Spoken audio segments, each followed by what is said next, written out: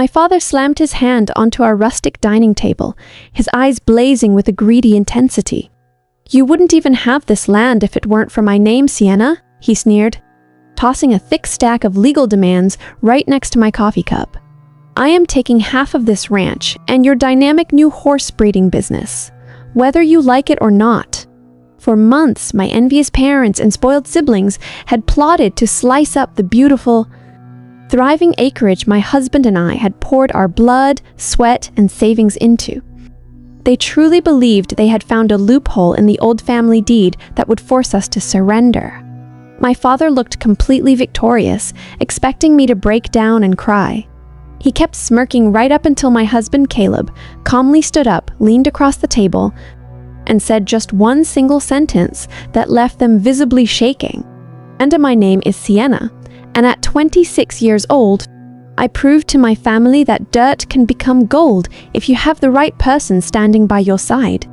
3 years ago, I married Caleb, a quiet, intensely hard-working countryman who knew the rhythm of the land better than anyone I had ever met. My wealthy, city-dwelling parents and my materialistic, spoiled siblings absolutely despised him from the very beginning. To them, Caleb was just a simple laborer with dirt under his fingernails, someone entirely beneath our social status. When we got married, my father decided to teach me a lesson in humility by gifting me an abandoned, completely dried out 60-acre parcel of family land located far outside the city. He thought he was being clever, passing off a worthless wasteland that was nothing but a massive tax burden to him just to see us fail miserably. But Caleb didn't see a wasteland, he saw an incredible opportunity. For 3 grueling, exhausting years, we poured every single penny of our meager savings, along with our blood, sweat, and tears, into that soil.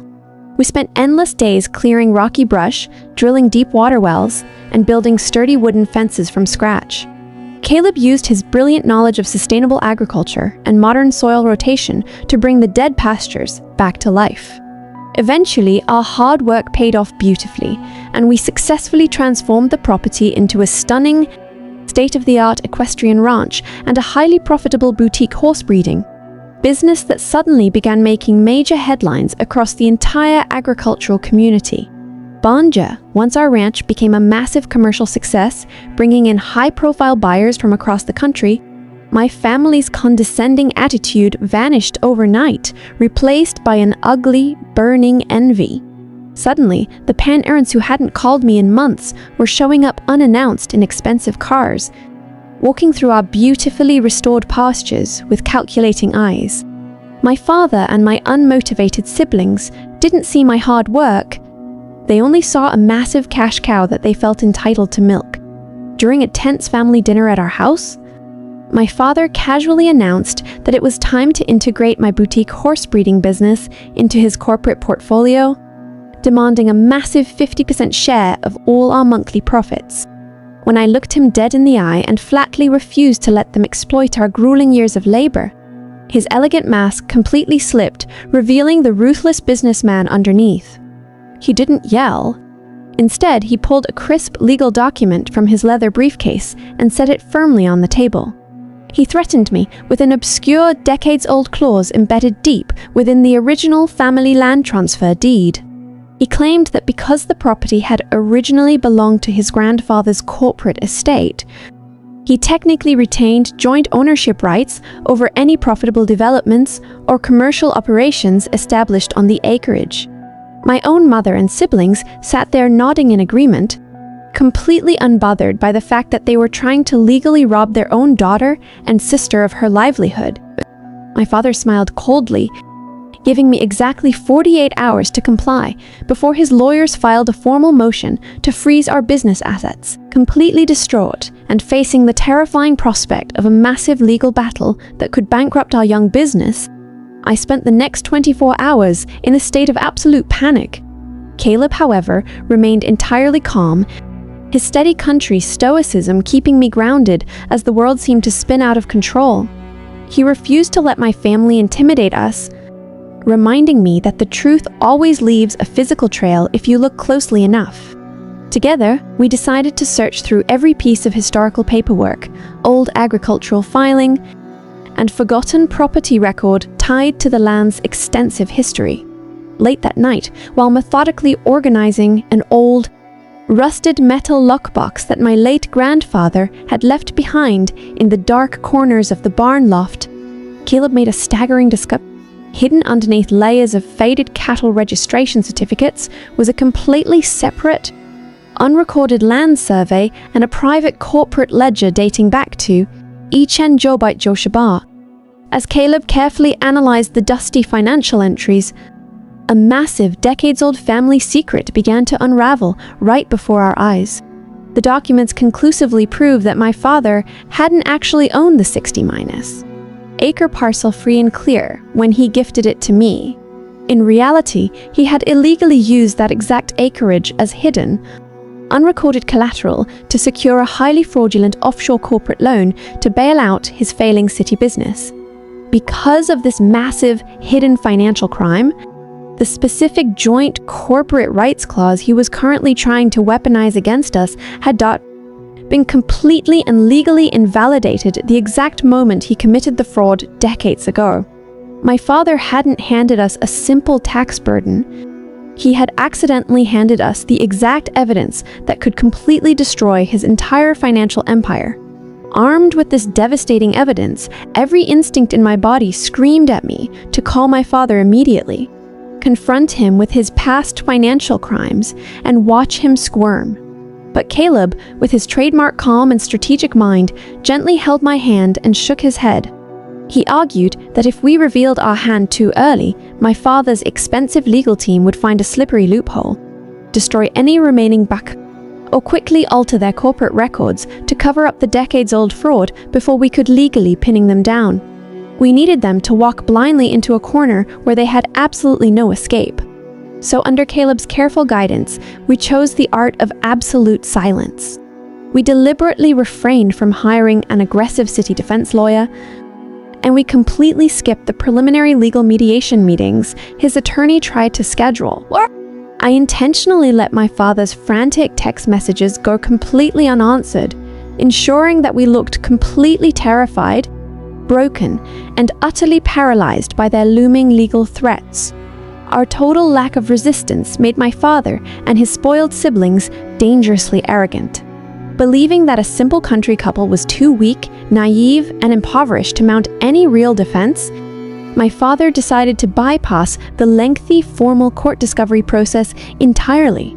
He confidently demanded an immediate, final face-to-face meeting right here at our ranch office, bringing his high-priced lawyer along to officially force me into signing over 50% of our beautiful property deeds. They truly believed they were walking into an easy, uncontested victory celebration. They had absolutely no idea they were marching straight into a total ambush of their own design. The afternoon sun was casting long, sharp shadows across the property when my family's luxury vehicles pulled into our gravel driveway. My father, mother, and siblings strolled into our rustic ranch office, oozing an intolerable, smug satisfaction, treating our beautiful, hard-won space as if it already belonged to their corporate portfolio. My father casually tossed a thick manila folder onto our wooden desk, demanding a quick, uncontested signature on the transfer deeds. His high-priced lawyer stood confidently beside him, adjusting his gold watch while patronizingly stating that we had absolutely no legal legs to stand on, and that fighting them in court would only result in our total financial ruin. I sat perfectly still, pretending to look defeated, while Caleb slowly closed his laptop. This was the exact moment the entire dynamic of the room shifted. Caleb stood up to his full height, his broad shoulders casting a shadow over my father's expensive suit. He didn't raise his voice, he didn't slam his hand on the desk, and he didn't show an ounce of anger. Instead, he leaned forward, bracing his hands firmly against the wooden table, looked my arrogant father dead in the eye, and delivered the single devastating sentence that would instantly shatter their entire reality. If you don't withdraw this fraudulent property claim and leave our land in the next 10 seconds, the federal banking regulators will receive the original Ichen Jub Jubai Jusherpat offshore mortgage fraud ledgers we found hidden in the barn loft. The absolute certainty in Caleb's voice hung in the dead silence of the room like a physical blow, freezing my family completely in their tracks. The color instantly drained from my father's face, turning him a sickly shade of ash gray. His high-priced lawyer, who had been oozing an unbearable arrogance just seconds ago, turned completely pale as Caleb calmly pulled the certified copies of the Iten Jubite Jujurpa hidden corporate ledgers from our folder and laid them flat on the desk. The attorney took one look at the stamped offshore loan numbers and the forged signatures, took a sharp breath, and immediately stepped back from his own client, realizing they were standing on a legal landmine. If those damning files were sent to the federal banking regulators, my father wouldn't just lose his business empire. He would be facing immediate federal prison time for grand larceny and systemic mortgage fraud, resulting in absolute financial bankruptcy for the entire family line. The smug confidence that my mother and unmotivated siblings had been radiating completely shattered into a frantic, trembling desperation. My father's hands shook violently as he reached down and snatched his unsigned transfer papers off our desk, physically trembling with an intense fear as he realized he had been completely outmaneuvered by the simple countryman he had spent years openly despising. My siblings looked on in absolute horror, suddenly realizing that their luxurious, lazy lifestyles were entirely dependent on our silence. The terrifying power dynamic had completely inverted in a matter of seconds. My father looked up at us, his jaw tight and his voice barely a whisper, as he realized that his desperate attempt to rob his own daughter had just permanently destroyed his last shred of leverage. It took less than 48 hours for the final legal papers to arrive, but this time they were completely on our terms. Terrified of federal prison and absolute financial ruin, my father signed a binding, ironclad waiver that permanently forfeited any future claims to our land or our equestrian business. My family fled our property that afternoon, trembling, humiliated, and they have never dared to contact us again. Today, Caleb and I continue to expand our beautiful ranch, raising our prized horses under a wide open sky, completely free from the toxic greed of my bloodline. We built this empire with our own hands, and no one will ever take it from us.